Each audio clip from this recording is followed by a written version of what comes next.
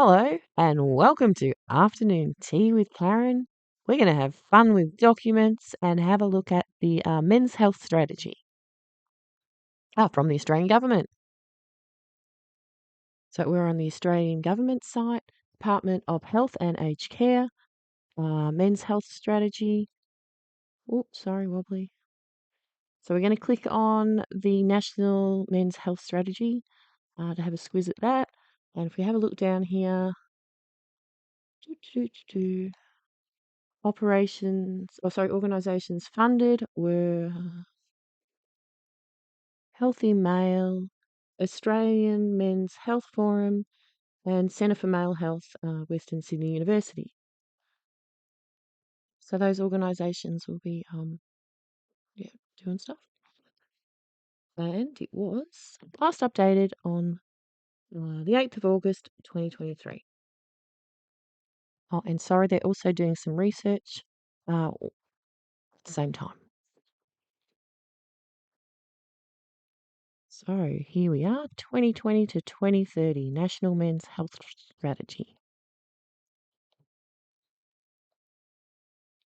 Licenses, something from Honourable Greg Hunt. Here we go. Contents.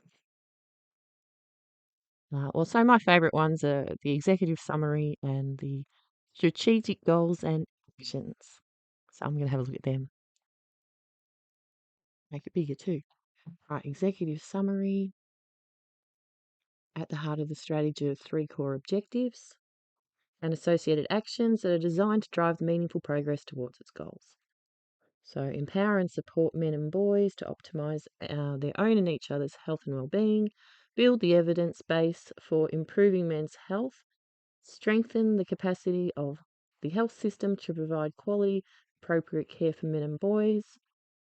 The 5 priority health issues form the basis of the strategy are mental health, chronic conditions, sexual and reproductive health, and conditions where men are overrepresented, injuries and risk-taking, and healthy aging. The strategy advocates for a life course approach to tailoring interventions to engage and support Australians' diverse men and boys all across stages of their life. The strategy works in tandem with the National Women's Health Strategy 2020-2030, with other national, state and territory policies and strategies. It embraces the definition of health adopted by the World Health Organization in 1946 as a state of complete physical, mental and social well-being, and not merely the absence of disease or infirmity.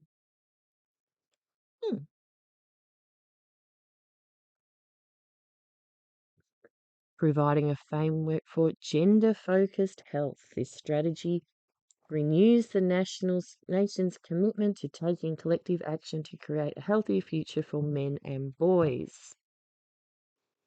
So far, it's nice that they're not being referred to as cis men.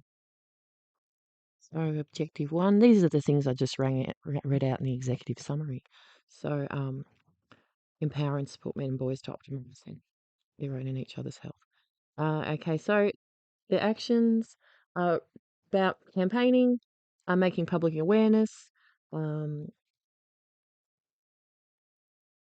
campaigning to reduce the stigma, to focus on racism, ostracism, mental ill health, help seeking, promoting engagement with the health system for prevention and early intervention, gender identity, sexuality, culture, language, disability, infertility, aging, and men's roles choices. It's in there. So yeah, invest in promotional stuff, doing promotional stuff. And establish a health promotional grants program to fund projects to trial and evaluate local and regional health promotion initiatives to increase health literacy, reduce risk, and improve health and well-being within priority population. So through grant-driven projects, involve work with communities across Australia, projects, best practice,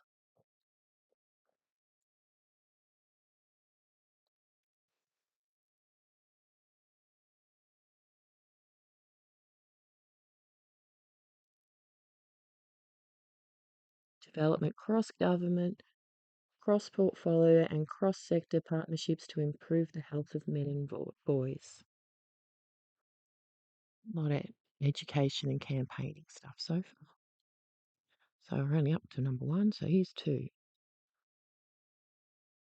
Strengthen the capacity of the health system to provide quality care for all men and boys.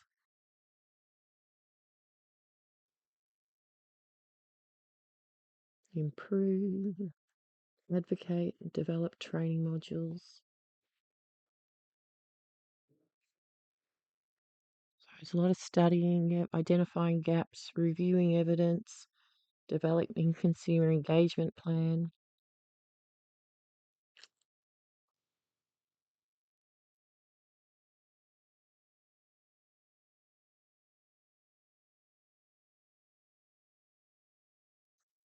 So get some grants to engage with boys and men through priority-driven grants program.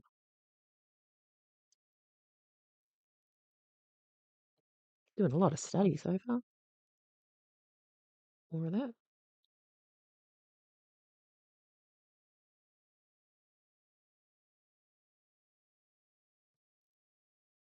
So we're increasing and prioritising research investment that will inform meaningful improvements in the health of men and boys living in Australia. Develop a men's national health research strategy.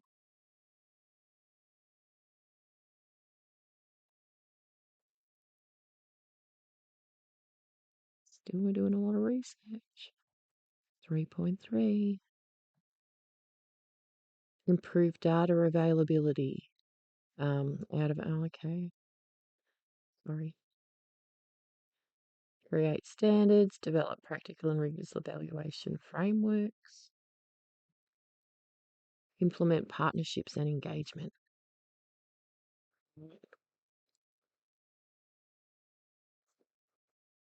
Hang on, that's not it. Oh, that was it. That was pretty piss poor compared to the council's LGBTQIA+ inclusion plan.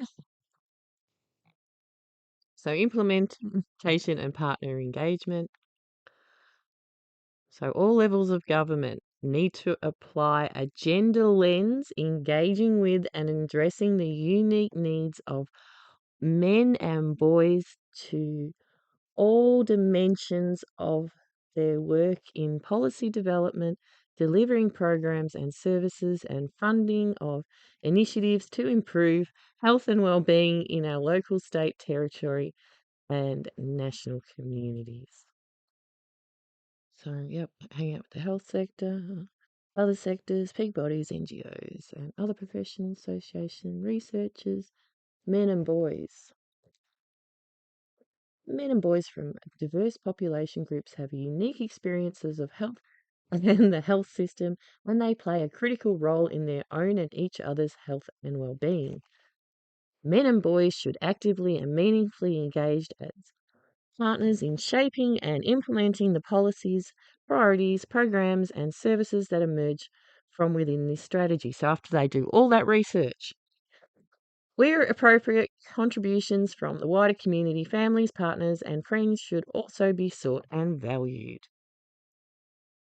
How the strategy was developed. So,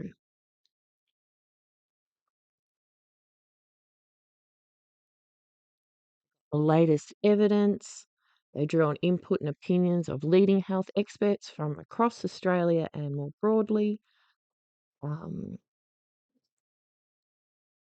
They had a forum at Parliament House in Canberra. They discussed with representatives and state and territories, health departments, engaged with experts, and a public consultation. Anyone read the Trans Justice program project? Yep.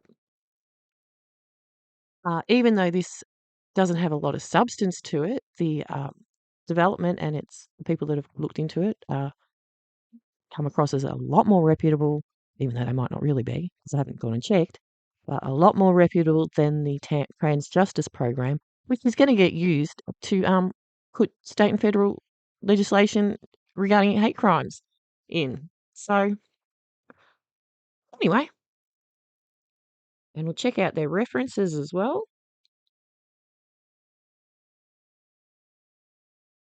Not in great detail, but looks from what we can see, it's still better than yeah, Trans Justice Project. They just got theirs out of magazines and from lobby groups. And like I said, it's going into federal law. But anyway, men. I really like men. Yeah, big fan of them. Hmm. Hopefully that came out reasonably smooth. Not the me whinging bit, just the document. Anyway, see you later. Bye.